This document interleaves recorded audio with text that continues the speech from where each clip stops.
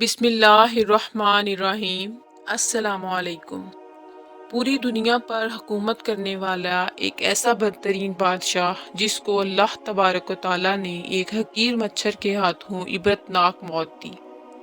دنیا کی تاریخ میں ایسے بہت سارے بادشاہ اور فرعون گزرے ہیں جن کو ان کی دولت اور بادشاہت کے نشے نے مغرور بنا دیا اور خدائی کا جھوٹا دعویٰ کر بیٹھے، اور پھر اللہ تبارک و تعالیٰ نے جو اس کائنات کا مالک ہے، جو وحدہ لا شریک ہے، اس نے ان جھوٹے خدائی کے دعوے داروں کو دنیا کے لیے عبرتناک نشان بنا دیا۔ ان کو ایسی دردناک موت دی جس کا کوئی تصور بھی نہیں کر سکتا، اور ان جھوٹے خداؤں کو صفائی ہستی سے مٹا دیا۔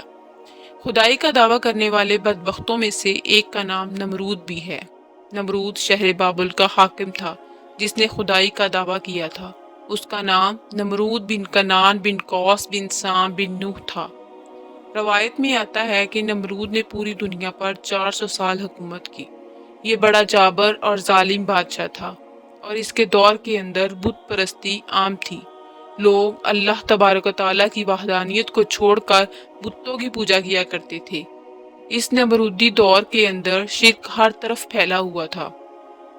تمام نمرودیوں نے اپنے خداؤں کے طور پر بہت سارے بت بنائے ہوئے تھے جن کی یہ لوگ پوجا کیا کرتے تھے۔ اس بدبخت قوم کی طرف اللہ تبارک و تعالیٰ نے اپنے پیارے پیغمبر حضرت ابراہیم علیہ السلام کو بھیجا۔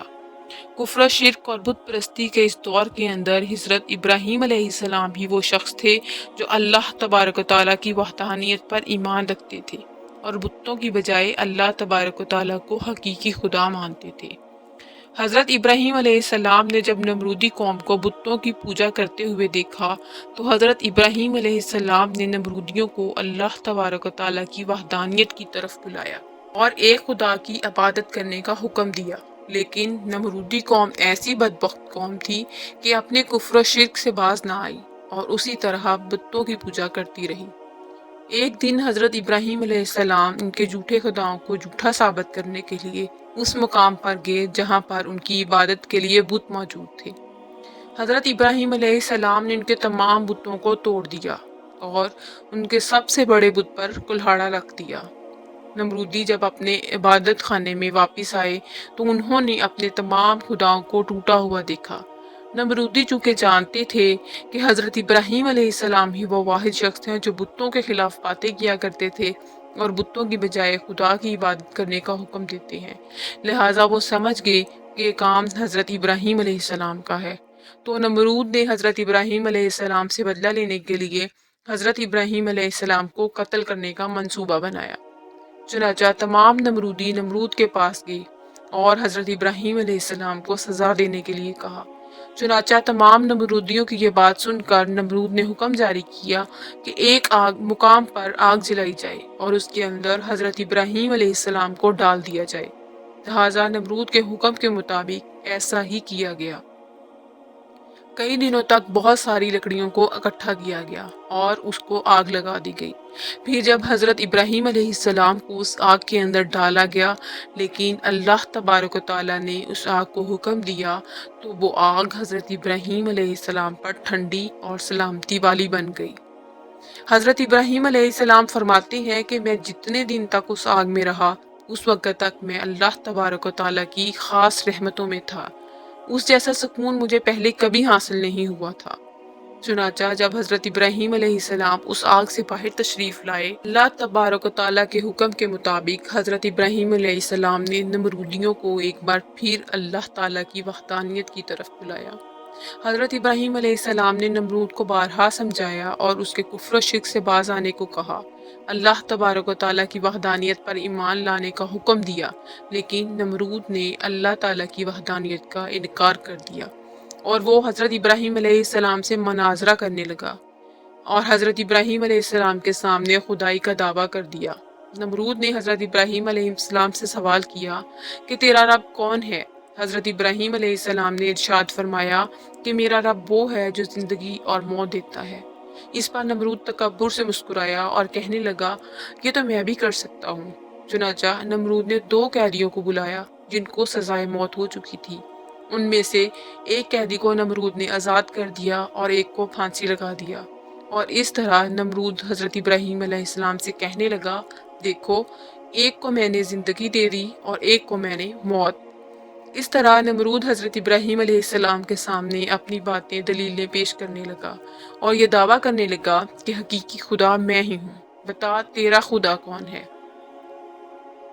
اس وقت حضرت ابراہیم علیہ السلام نے اس بدبخت نمرود کی عقل کے مطابق کہا کہ میرا رب وہ ہے جو سورج کو مشرق سے طلوع کرتا ہے اور مغرب میں غروب کرتا ہے۔ اگر تو سچا خدا ہے تو سورج کو مغرب سے طلوع کر کے دکھا۔ چنانچہ حضرت ابراہیم علیہ السلام کی بات سن کر نمرود کا رنگ اڑ گیا اور وہ لاجواب ہو گیا، اور اس طرح نمرود پوری قوم کے آگے ذلیل اور رسوا ہو کر رہ گیا۔ اس کے بعد بھی حضرت ابراہیم علیہ السلام نے نمرود کو کئی بار اللہ تبارک و تعالیٰ کی وحدانیت کی طرف بلایا، لیکن نمرود اپنی سرکشی سے باز نہ آیا اور اسی طرح اپنے کفر شرک پر ڈٹا رہا۔ چنانچہ حضرت ابراہیم علیہ السلام کی بار بار دعوت حق دینے سے نمرود تنگ آ گیا، اور بالآخر تنگ آ کر نمرود حضرت ابراہیم علیہ السلام سے کہنے لگا کہ اگر تیرا خدا سچا ہے تو اس کو بول کہ اپنی فوج بھیجے اور میرے ساتھ جنگ کرے۔ چنانچہ جیسے ہی نمرود بدبخت نے یہ بکواس کی تو حضرت جبرائیل علیہ السلام نے فوراً حضرت ابراہیم علیہ السلام کی بارگاہ میں پیش ہوئے اور حضرت ابراہیم علیہ السلام سے کہنے لگے کہ اللہ تعالیٰ کا لشکر جنگ کے لیے تیار ہے۔ حضرت جبرائیل علیہ السلام کا یہ پیغام سن کر حضرت ابراہیم علیہ السلام نے نمرود سے کہا کہ اللہ تبارک و تعالیٰ کا لشکر جنگ کے لیے تیار ہے۔ حضرت ابراہیم علیہ السلام کی یہ بات سن کر نمرود کہنے لگا کہ مجھے 3 دن کی مہلت دی جائے۔ چنانچہ نمرود کو 3 دن کی مہلت دے دی گئی، اور اس دوران نمرود نے تمام مشرق و مغرب کے بڑے بڑے جنگجوؤں کو اکٹھا کیا اور بہت سارے ہتھیاروں کو جنگ کے لیے تیار کیا۔